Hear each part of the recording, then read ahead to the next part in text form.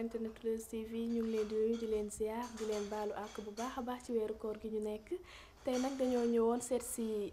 ñii di tourné Kooru Bidew di xool nan la ñuy def ak tournage bi. Badiane nuyu nañ la ñu bàyyi la nga présenté wu nuyonteeg mbokk internet yi. waaw asalaamaaleykum mbokku internet yi yu Leuz TV surtout maa ngi nuyu ñëpp te di leen gërëm di leen sant ndax li ñuy wax rek yéen a tax ñu nekk kon nag nuyoo baa ngi noonu. Badiane ñu gis la ci Kooru Bidew ngay incarné rôle yaay ñu bëggoon xam nan nga def ba intégré Kooru Bidew. waaw bu ñu seetee Kooru Bidew ñu ngi ci 5e saison yaakaar naa 4 yi mujj yëpp maa ngi ci te rôle yaay laa ci incarné en plus rôle goro ndax am naa ci ay goro am naa ci ay doom waaw may jéem nag rek di wone li ci kër yi waaw dama koy jéem rek mais xaw ma ndax kër yëpp noonu la ñu mel mais kër yu ci ëpp bokk noonu la ñu mel. est-ce que mën nga ñëwaat tuuti ci différence su rôle yaay bi ngay incarné ci Kooru Bidew ak Anta Fall lan mooy différence ñaari personnages yi. waaw bu may xool am na différence ndax Anta Fall ak Badiane bi ci yaayu Bidew bokkul diamétralement opposé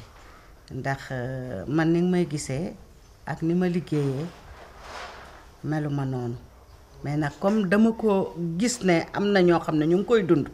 te ci réew mi surtout am na ñu koy dund moo waral ma jéem a incarner loolu réussir ko nag ci li ma yaakaar ndax gis naa ne chaque année rôle boobu lañ may jox donc xëy na niñ ko bëggee maa ngi ko ciy jéem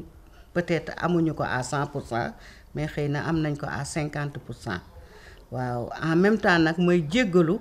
ndax avant may ubbi sama kàddu di ko wax waroon naa massawu ci feebar bi fi am muy coronavirus nga xam ne kor nañu ñun ñëpp kenn dematul kenn dikkatul di massawu ci ñi mu dal di jaale ñi ci génn àdduna di massawu ci ñi nga xam ne tëj na leen ñëpp la tëj ñëpp àdduna la tëj ñuy ñaan nag suñu borom mi ko fi andi rek mu teggil ñu ko mu bañ a demati fenn ñëpp delluwaat ci seen activité. Badiane ñu gis ne saison 5 bi ñoom Bidew dañ la fee bàyyi dem Ndar yow nga nekk ak Daaro lan moo waral nga bëgg a dellu Ndar. waaw saison 5 bi nag mën naa ne mbas mee tax ma sori ma Bidew sori ma ndax ku nekk xam na ne ku xës ba dem benn réew nga war faa delluwaat il faut mu am ay démarches non seulement dina am ay démarches mais tamit la nga cay bëgg doo ko am loolu yépp pour bañ corona bi mu ngi lëmbe réew mi mais gën a lëmbe réew mi loolu lañ ciy moytu donc moytu bi moo andi Bidew tey mu nekk Ndar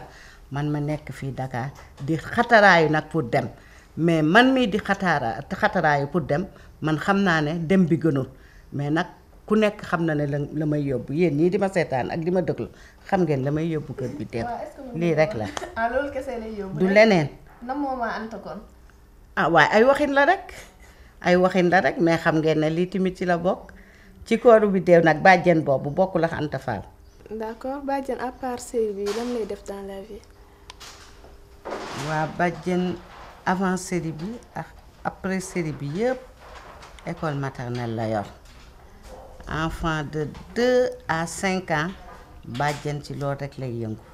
mën naa ne de 0 à 5 ans ci loolu rek laay yëngu waaw loolu nag dama ko bëgg ci sama xol bu école tëjee sax damay feebar waaw ci loolu laay yëngu donc Badiane éducatrice préscolaire la. succès bi nga am ci série bi le fait que boo nekkee ci série bi nga génn par exemple nga dem ci école yi ngay gisante ak élèves yi parents d'élèves yi affaire yi nan lay demee. waaw man nag duma ne am naa ci succès ndax succès boo ko waxee rek da ngay gis sa bopp teg sa bopp foo nekkul succès amu ci dañuy liggéey rek peut-être nit ñi dinañ la bëgg mais yow boo génnee fii rek man du ma génnee fii rek summi naa yëre Badiane bi def yëru Anta Fall bi donc man boo ma naan Badiane dinaa la wuyu ndax yàq na sama tur kenn woobatuma niñ ma daan woowe mais nag quand même dinaa ne loolu liggéey la woon liggéey boobu jeex na maa ngi ci beneen liggéey ndax au début élèves yi bàyyi nañu maîtresse bi ñu ma daan woowee di ma woowee Badiane mais loolu deñ na ndax man école doom bu ma jur sax mosuma wax yaay walla leneen lu dul maîtresse moo fay dox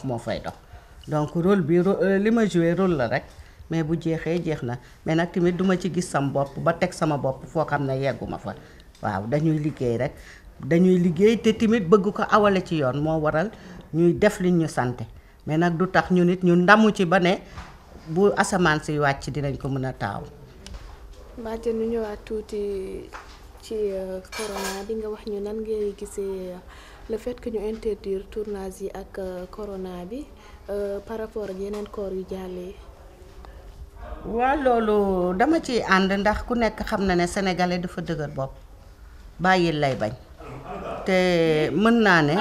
am na ñu gëm feebar bi comme am na ñoo xam ne ba tey gëmuñu feebar bi mais lu am la kon nag ñu nit dañuy appliquer li ñu wax dañ koy dund carrément corona dafa am fu ma toog maa ngeex moom sama gel maa ngeex sama masque te defe naa ne sensibiliser moo ma waral may def nii donc bu ñu sensibiliser nit ñi dinañ xam ne lii dafa am tournage yi metti lool nag ndax kenn ku ci ne danga toog foo xam ne nañu daan regrouper amatuñu ko amatuñu niñ daan nekkee donc tournage yi sax dafa jiitu lii mbatas li ci des ñuy jéem di ko yeggali pour satisfaire nit ñi ak bégal nit ñi kenn ku ci ne dañ la fekk ci sa place nga tourner foofu li nga xam ne moom lañ leen di wan donc